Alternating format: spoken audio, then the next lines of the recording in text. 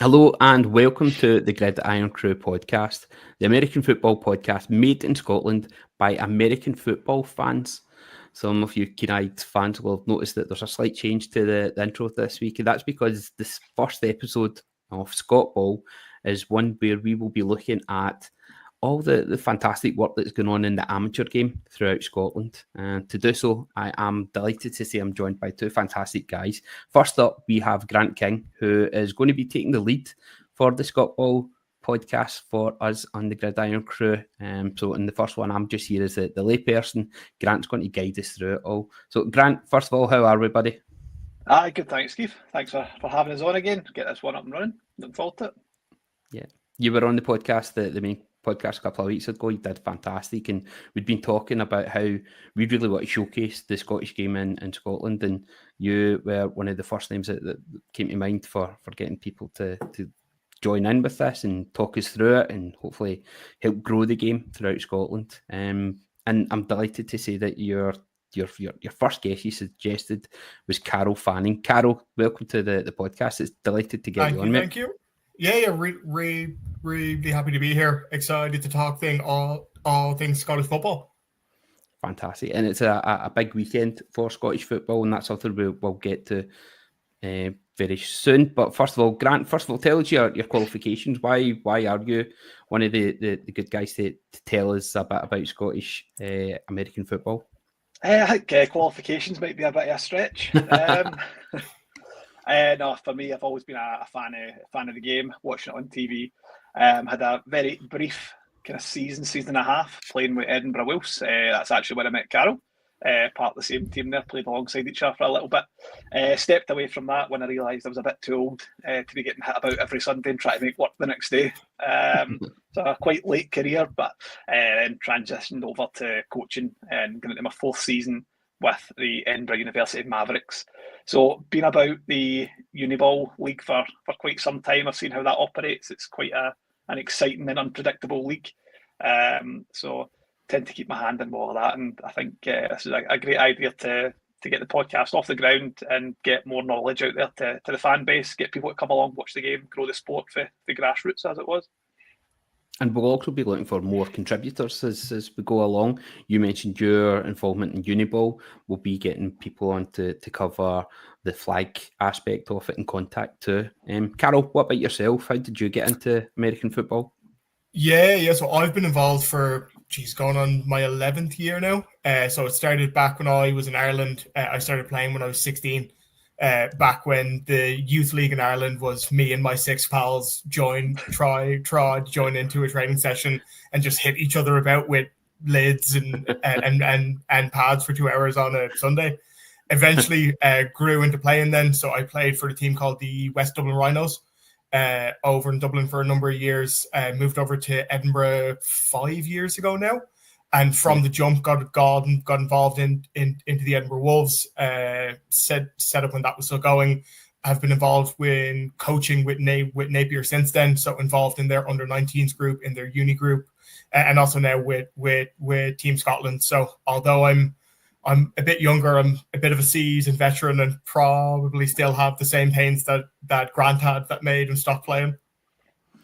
For those that are listening on the podcast, Grant, when you said that you'd played with Karl, I was thinking you coached him like when he was a baby or something, because he's got the most useful looks out of the three of us anyway. He must be good, by the way. He's not been bashed about the face at all with the American football. Good. Talk us through then, Grant. Tell us how the setup of amateur American football in Scotland. What's the different disciplines that we've got, and where are some of the teams based? Yes, I think it'd be quite surprising that we have got quite a broad setup in the country.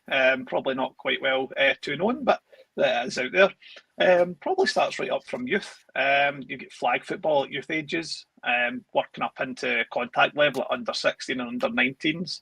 I believe we've got that with East Kilbride Pirates and Edinburgh Napier Knights have definitely got those youth setups in place, which are fantastic for kids coming through, wanting to learn the game, understand how it is to play safe contact football before they make the step up to, which is the next part, which is adult contact.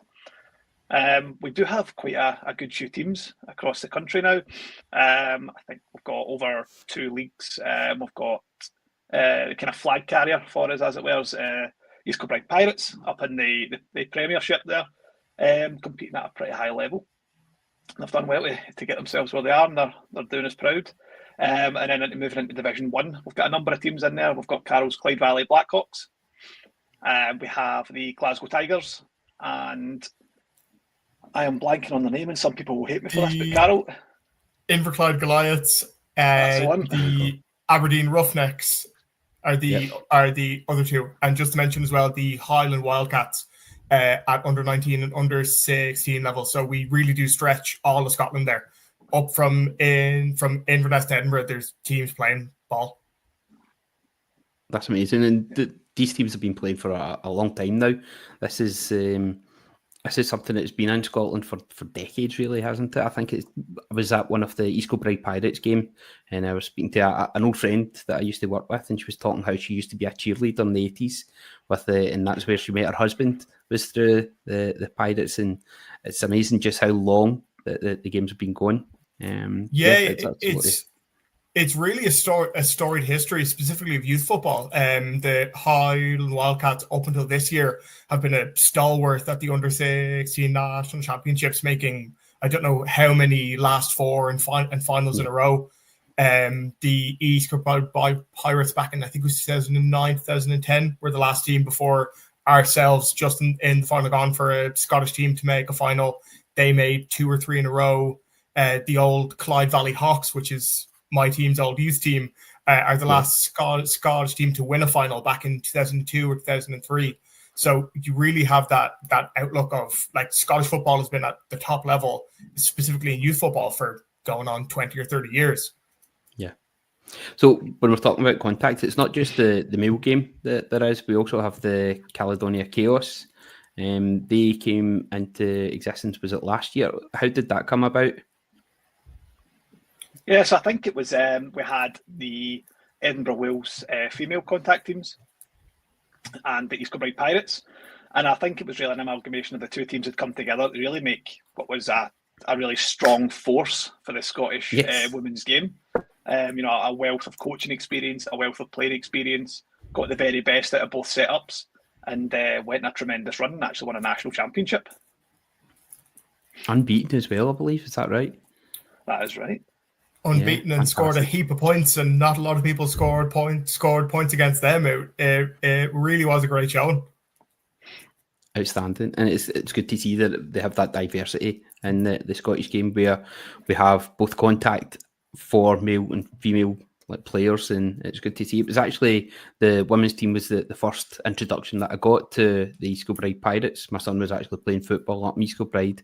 As we were coming off, the women were all going onto the pitch with their pads and that, so I thought I'd introduce myself. We just recently started the podcast, and they were telling us about how to get it on. So we actually had Ian McFarlane on the podcast from there, who you might know. Cracking guy. Unfortunately supports the Patriots, but I can't remember everyone. So we've had him on. Hopefully we'll be able to get him back on again soon. He can talk us through how the teams are doing. I think he's back helping with the East Kilbride Pirates there. So we've got that. We've got the contact. We also have flag football. Carol, could you tell us a wee bit about some of the flag teams that we've got in Scotland? Yeah, so they're flying, to be honest, and it's weird because I see guys that I've played with previously, whether it's at Wolves or at levels or I've coached, and they're all busted out to these 10s and 20s of flag teams that are dotted around Scotland, like the Irn-Cru Raptors, the Grangemouth Colts, the Glasgow Hornets. Shout out them for just winning their second natty in a row. Yeah, I think it is. Back. Their QB Nicky is a great guy, and he juked me out of my shoes when I played against Glasgow 3 years ago, and I don't forgive him for that. But I did get a pick in that game, so it levels it out. But yeah, it's massive. Sorry? Yeah, sorry, just got to say another good guy that I've just through the podcast and Instagram chatting to some people is Cammy Wilson. He's been fantastic. He also has they've got their own podcast, the way we HNC it, which some people will no doubt be very familiar with. Their coverage of flag football and their passion for it is just fantastic. I was gutted we couldn't get him on the podcast because I know he's very busy with that, but absolutely tune into that if you haven't done so, because as I said, coverage from the guys on there is absolutely superb. So we've got the flag game throughout Scotland. Again, there's teams, and we've also got the Uniball, which you mentioned, Grant. Yeah, we do, and I think that's the most exciting league of them all. This is where we're going to clash now, Grant. Yeah, it's going to be an intense, long old season, as it always seems to be. It's a fantastic league to be a part of. A lot of really good teams and a lot of very strong athletes coming out of that league. We start way up north with Aberdeen Bulls. You're out then to Stirling with Stirling Clansmen. You get the Glasgow Uni-Tigers. You get to the most congested part of the league by area. You've got the I've got blanking on all these names here. Edinburgh Napier Knights, Harry Wolverines. Yep. So thank you, Carol, and my beloved Edinburgh Mavericks. Loads and loads of games, and just now you're around the trial part of the season. You're trying to get tryouts for folk that are just starting university, maybe never played the game before, and they're looking to try it out. Is that right? That's it. So went through kind of in line with freshers, getting as many people interested in it as possible. If anyone's out there watching, we recruit all year round. So if you ever fancy it, get in touch, get on down. I think Carol will probably say the same thing if you're in. And if you're at an actually good uni like Napier, you can come and get coached by me. What's the uptake like? You mentioned that it's been, you've had Freshers Week. It's usually the end of September, isn't it, Freshers? What's been the uptake like? Is there quite a few like younger folk coming through that are quite into American football and fancy trying it, or is that crossover from rugby there, Carol? Yeah, we see it. Oh, sorry, I'll let you go, Carol. No, you kind of get a weird mix of both, and I think, Grant, you probably see this as well, because teams like the East Pride Pirates and the Edinburgh Napier Knights are running those under-19s teams. You get that mix of guys who've played football before, so they're coming in knowing what football is as freshers, as rookies essentially, and then you have to mix that with the groupings of your kind of standard class of guys that you have to teach what football is, and you do that crossover with rugby is always there. There's guys who've played rugby for 5 years in school. They're a bit sick of it. Our sport also has contact, so let's go and try that. At Napier, our running back Archie, I'm sure he haunts Grant's dreams because he scored, I think, 3 90+ yard touchdowns against them last year. But he was he was a guy who just came from rugby and played sevens and just wanted to come and try and play for us. Shout out my guy Sam Christian, who was nominated for first year athlete at Napier last year for the whole uni. He played, I think, first for the men's and played a corner for us. So there's obviously that linkage between the two. What about you, Grant? How have you found Freshers Week and things like that? It's been good. Just like Carol had said, you get a good mix coming in. We're really lucky that you might have guys coming up through EKP under-19s or Napier Knights under-19s, and they just so happen to choose Edinburgh Uni as their go-to for their next part in life. So we occasionally do get that kind of wealth of experience coming up through. You do get the good mix of guys that have never played before, and it's great to introduce them to a sport that they end up falling in love with. Yeah. And then we also do get the Americans coming over, maybe just do a year abroad, and you love it when you hear that accent. You just go, please, I've played this game before. And you're on to a winner. So just like Carol, shout out my QB Spencer, superb QB. I know Spencer. Yep. He'll run through brick walls for you. He'll just put the head down and go, and that pocket inevitably collapses. And away he goes. It's always a great thing. You get the guys down for the first time. The guy is 6'5" and built like the side of a house. And he's like, I want to play running back. And you have to tell them in the nice way possible, you are playing left guard for the entire year. It's not a great position. No one wants to play it, but there's guys, you just have to tell them, this is where you're going to be great at it in 6 weeks. But you have to trust me now that you are not a running back, which is what everyone wants. That's where the money is. Yes. They all want the fame and the glory and the touchdowns. And running backs don't get paid. Oh, sorry, Keith. Yeah, running backs don't get paid. It's left tackle. That's the money. That's the money position. That's what you want. Grant. I was just going to say, case in point there, you have not seen it, a really good news story out from the league. Karl will be aware, Lorenzo. We had it. Yes. It was at under 19s at Napier. Played for us for a good few years. He came down 6'5". 6'7". Lorenzo is 150 kilo. Want to play quarterback. And you say, sorry, Lorenzo, you're playing D end. And now he is playing for Berlin Thunder in the CFL at offensive tackle. Amazing. The worst thing about him is that he's such an athlete, he could play quarterback. And he knows that. Oh yeah, I've seen him sling 80-yard passes. It's ridiculous. I think when you guys had the playoff game against York a few years ago, he went in a wildcat and hurdled someone who was standing fully upright, and he was not a small man, and he's doing this at 150 kgs and 6'7". That's ridiculous, absolutely ridiculous.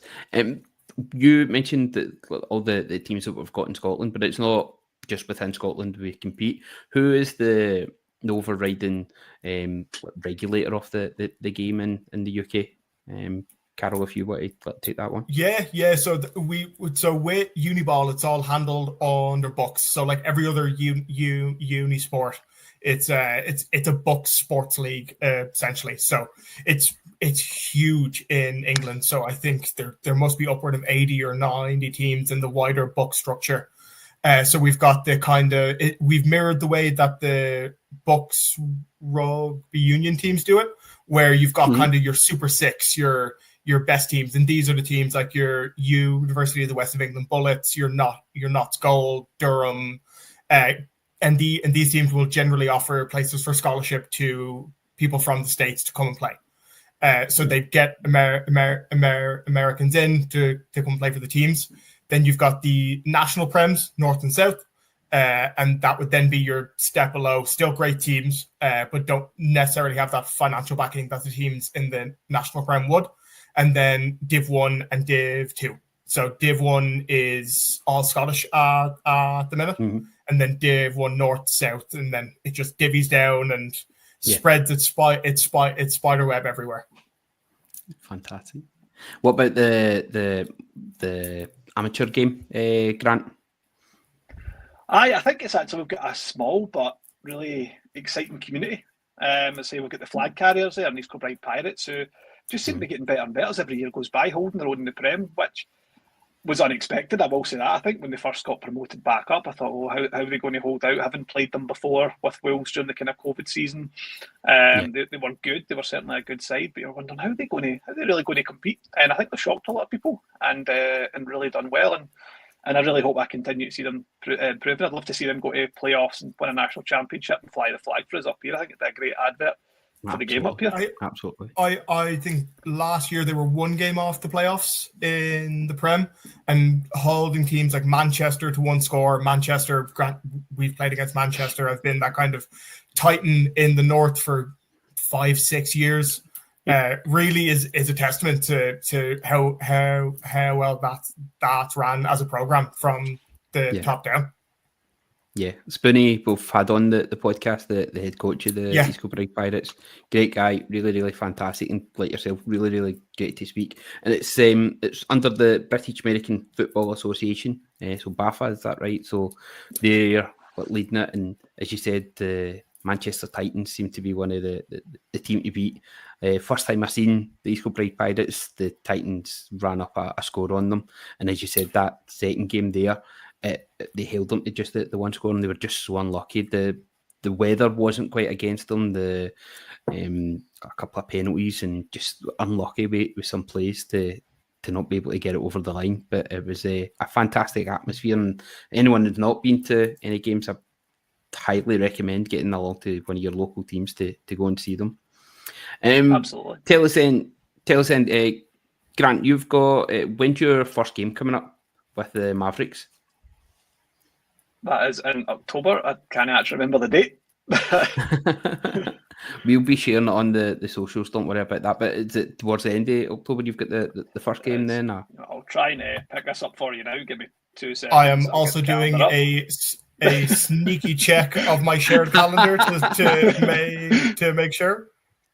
Guys, see this is all the planning that goes into these podcasts.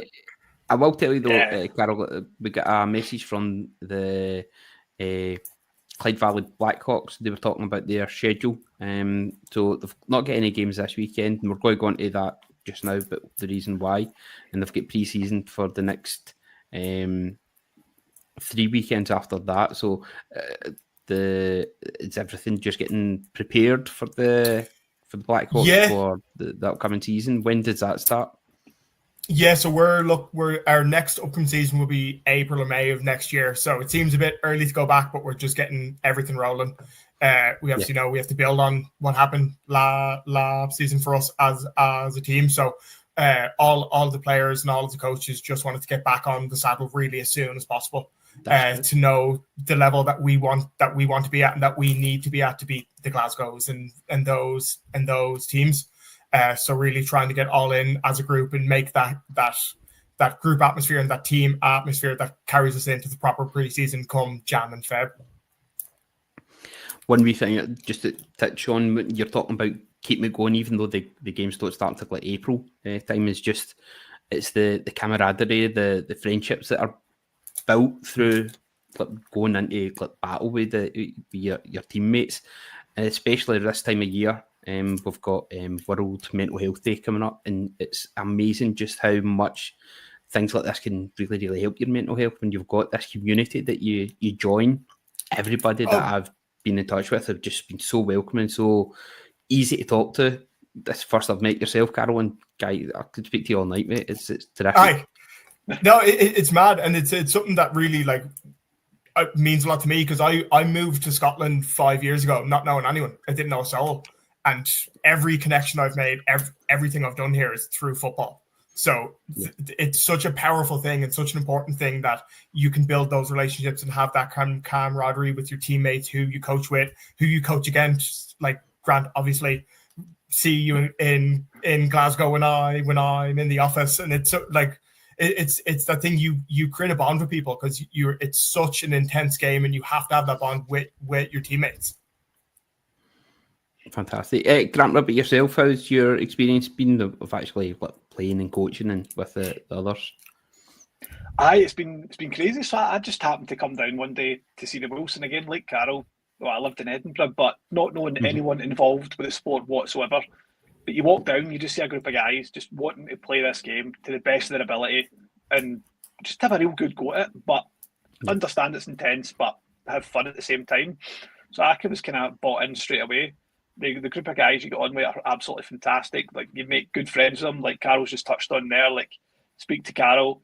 Lucky if I've seen him once every 6 months, bumping into him outside the office. But here we are making a podcast. It's just so easy to message people, go, how you doing? And you just make those bonds. And stepping into coaching, I think, just elevates that as well, because now you're kind of responsible for an element of it.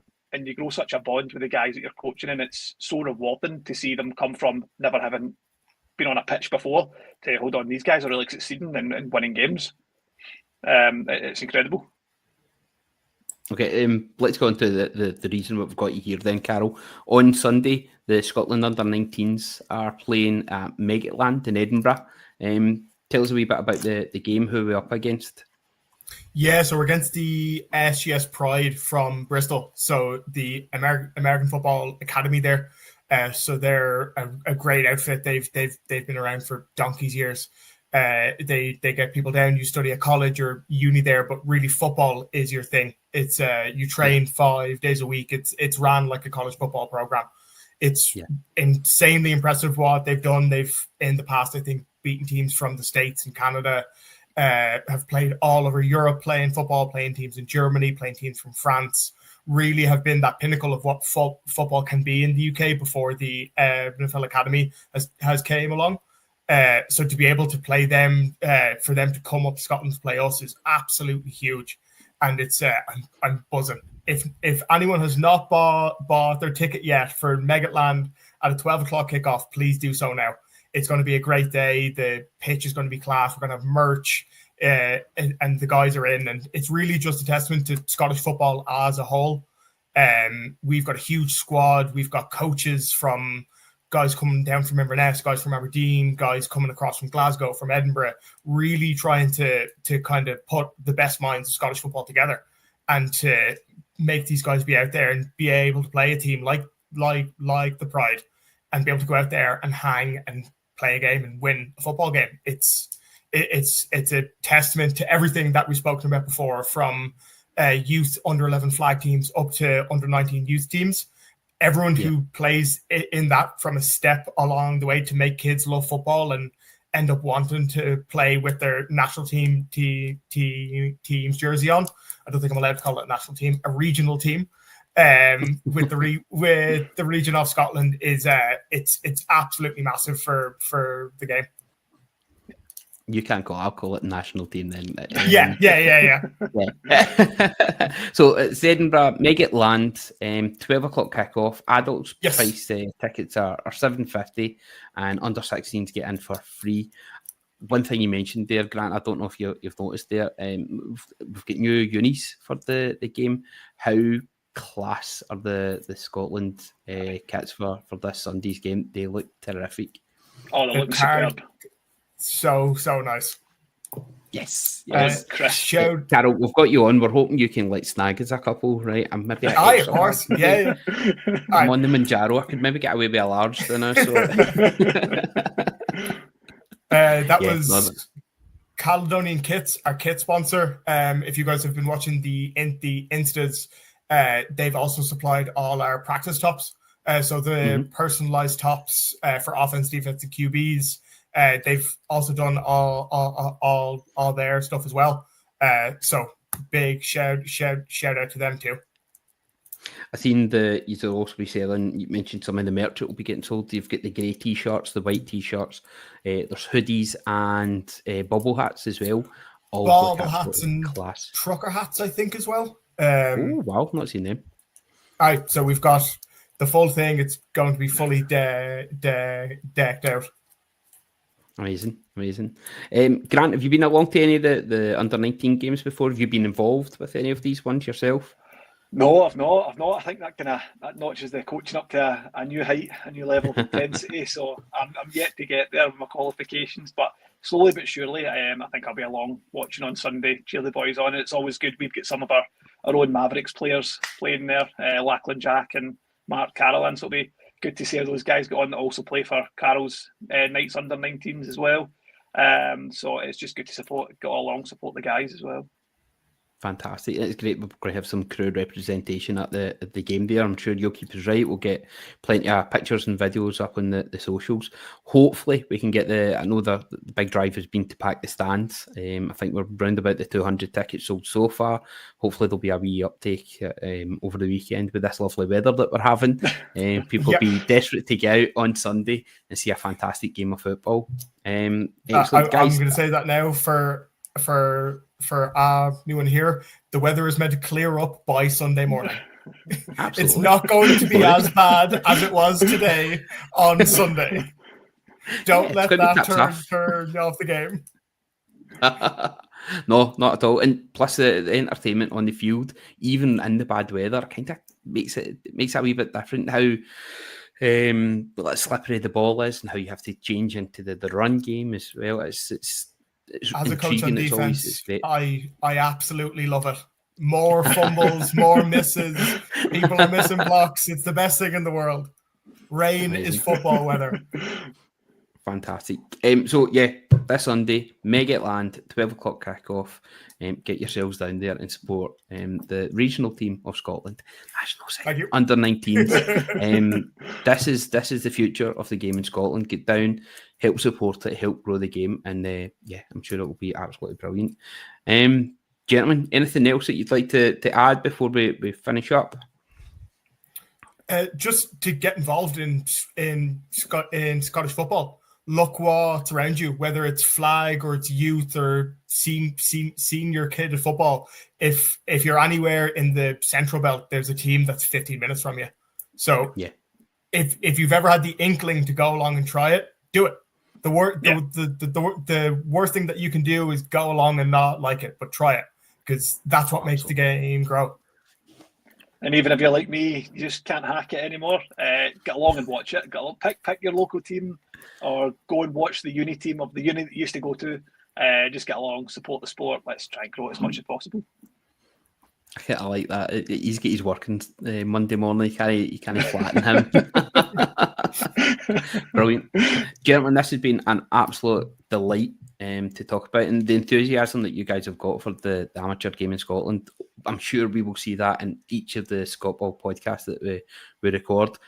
Grant, we're thinking we're hopefully going to at least do one a month, maybe up it to two a month, but yeah, hopefully we'll be able to do it. And the great thing about Scottish amateur game is it's on throughout the full year.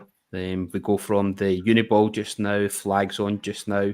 I seen that East Kilbride Pirates were due to kick off their flag game this weekend, but it was cancelled because of the storm.